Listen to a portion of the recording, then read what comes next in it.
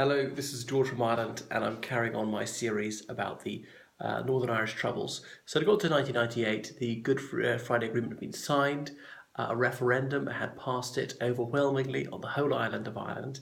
If you look at Ireland as a whole, about 90% of people voted for it, and those who were against were almost entirely Unionists. But things weren't out of the woods yet. Peter Taylor, who was a BBC journalist, had written very extensively on the conflict. He said the peace was not yet secure. He produced some books about Provos, about loyalist terrorists, about British soldiers who'd served there. The Provisional IRA was not going to kill soldiers, unionist politicians, police officers, and so on. They occasionally killed people in the areas where they had a fair degree of control. They still beat up people they accused of committing crimes. And as well-placed observers such as Marty McGartland have said, those who incurred the ire of members of the Provos could expect a severe beating, because some people just got a kick out of frightening others and out of lording it over others. And amongst the UVF and UDA, the same held true. So there were lesser acts of violence, and Blair used to just brush these off like, oops, oh well, nobody's perfect. Imagine if the Tories had been committing crimes like that, or the Lib Dems. So Sinn Féin did not behave very responsibly. They had their youth wing, Obre Sinn Féin, and the party would organise riots outside army bases, attacking some of these sangars in South Armagh. They didn't kill anyone. So Blair had put pledges of his signed on billboards before the referendum saying nobody would be allowed into government unless they'd renounced violence for good. And the terrorists wouldn't be released from prison until their organisations disbanded. Now, nobody's supposed to be released from prison for 2 years after the agreement was signed. Blair privately agreed with Adams to let them out 1 year later, and they did indeed start doing that. So this was despite terrorist activity continuing. Now, it wasn't as severe as it had been before. Blair in Parliament said it's an imperfect peace. So Lord Patten, former Tory cabinet minister and governor of Hong Kong, he went around soliciting opinions on reform of the Royal Ulster Constabulary, and he eventually submitted his Patten report saying it ought to change its name to Northern Ireland Police Service. Well, that one was nipped in the bud. Lest they've been known as NIPS, its police service in Northern Ireland, a 50-50 recruitment policy from a Catholic and non-Catholic background. So some discrimination there to boost the number of Catholics, and no symbols of the United Kingdom or indeed the Republic of Ireland, things like that. The royal coat of arms removed from courthouses, and this irritated unionists. So pro-agreement unionists found this very difficult to accept because they thought that the RUC was absolutely gallant and it was being dishonoured by this. But anyway, the government accepted it and it did implement all its reforms. The SDLP said they would accept the PSNI. They'd previously been neutral on the RUC. Sinn Féin said that they still wouldn't accept the PSNI. So the IRA is caught spying in Stormont in subsequent years. Now, the real IRA had broken away from the Provisional IRA, but the split wasn't total. It seems some people had a foot in both camps. So the Sinn Féin party claimed, it was a witch hunt against Catholic civil servants. Now, the IRA had some of their supporters who were in various civil bodies and indeed the civil service, who were gathering data, and until the late 90s it was quite easy to hack into computer systems and get names and addresses of unionist politicians, of people in the security services. So the IRA was busted there at Stormont, and indeed some IRA men went to Colombia. They went on false passports to help the narco-terrorists FARC. Why did they go there? Oh, they said they wanted to look at the flowers. You went on false passports to look at flowers? Why not use your real passport? Anyway, it seemed that the Provisional IRA and the real IRA couldn't be entirely distinguished, and indeed arms were smuggled from Florida to the IRA, maybe the real IRA. So some people couldn't stomach what was going on, left the UUP, joined the Democratic Unionist Party. So those who didn't like Paisley's hardline rhetoric and reputation were sometimes still voting for him because they thought a vote for the UUP would be represented by Trimble as a vote for the agreement. Geoffrey Donaldson was deeply uncomfortable in the Ulster Unionist Party, and he eventually turned his coat and joined the DUP. Lord Savile opened his inquiry into what happened in Derry in 1972.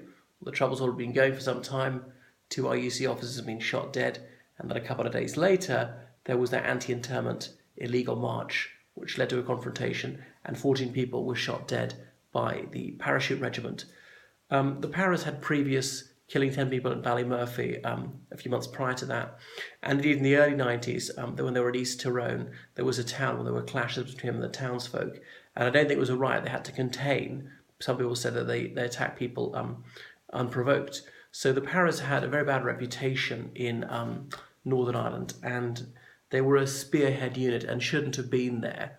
Now, Derry at the time, or even Belfast in the early 70s, you can argue it was already a conflict zone anyway. But later, when the situation was delicate, they were likely to make it worse. It's difficult trying to use soldiers as police officers because they tend to perceive the situation as a battle. The police are supposed to use minimum force, and soldiers tend to use overwhelming force. If they identify someone as an enemy, they will just kill him. Unarmed or armed, doesn't matter, unless the person's actually surrendered. So, anyway, the Savile inquiry went on for 12 years.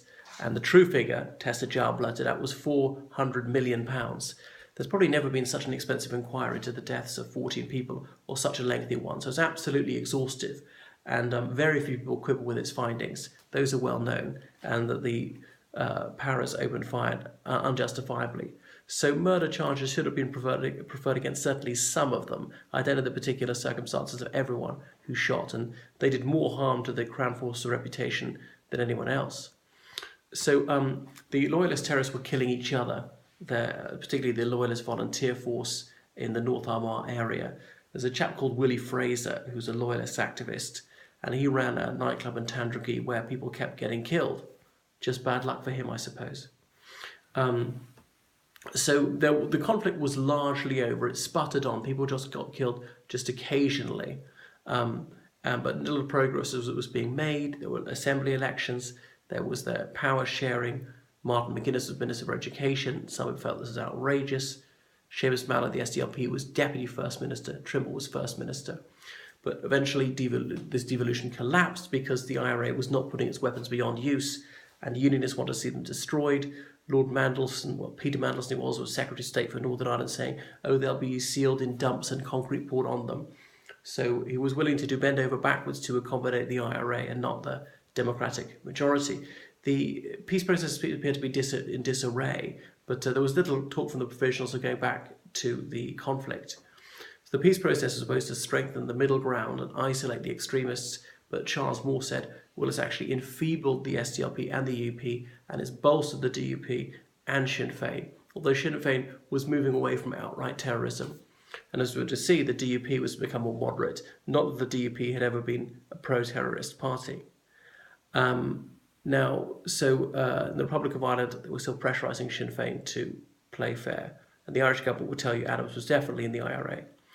So it was only late 2005 the IRA said that the conflict was over, and they had their weapons destroyed, witnessed by Christian religious ministers of both major denominations, a Canadian retired general, de Chastelain.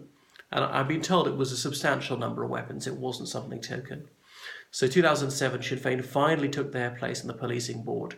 Incidentally, by this stage, the Gaelic Athletic Association had dropped Rule 21, and they allowed members of the Crown Forces or pensioners therefrom to join the GAA. It's noticeable how, in some ways, the IRSP had moved much sooner. Remember way back in '98 that the RUC football team had been drawn to play some team from the Falls area, and some people said they shouldn't play them, but the IRSP surprisingly said no, they should go ahead and play against them. I remember going to the IRSP's office in Belfast and seeing a notice up on the wall to the effect of, be very careful what you say because we know this building is bugged. They didn't spell it outright, and indeed all these places were bugged. So really coming to the end of the conflict, these tiny loyalist terrorist outfits, the Red Hand Defenders, the Orange Volunteers, unfortunately they murdered a few people, but they didn't seriously endanger the peace. So conclusions, well, who's to blame? Terrorists, of course, loyalist and Republican. The UVF started attacking Catholics, and the threat from the IRA was largely illusory. I know they had some weapons, but it was a paper tiger, and there wasn't much desire for conflict, even those who were a Republican mindset. About 60% of those killed were killed by Republicans, 30% by loyalist terrorists, and about 10% by the Crown forces. Republicans would say, well, that's because we outfoxed the others, when also they had fewer ethics. Obviously, the loyalist terrorists had no ethics. So the Crown forces had the greatest firepower and used it the most sparingly. There was intransigence from politicians, and there was incendiary rhetoric from the Reverend Paisley in particular, and his not an inch attitude was a problem. And then that made the mainstream unionists be less flexible than they otherwise would be. Obviously, Republican violence claim to Northern Ireland, that helped provoke the conflict. Sectarianism in general, a lot more to say. I think it's more for another video, and I want to come on to perhaps the role of the media in the conflict next time.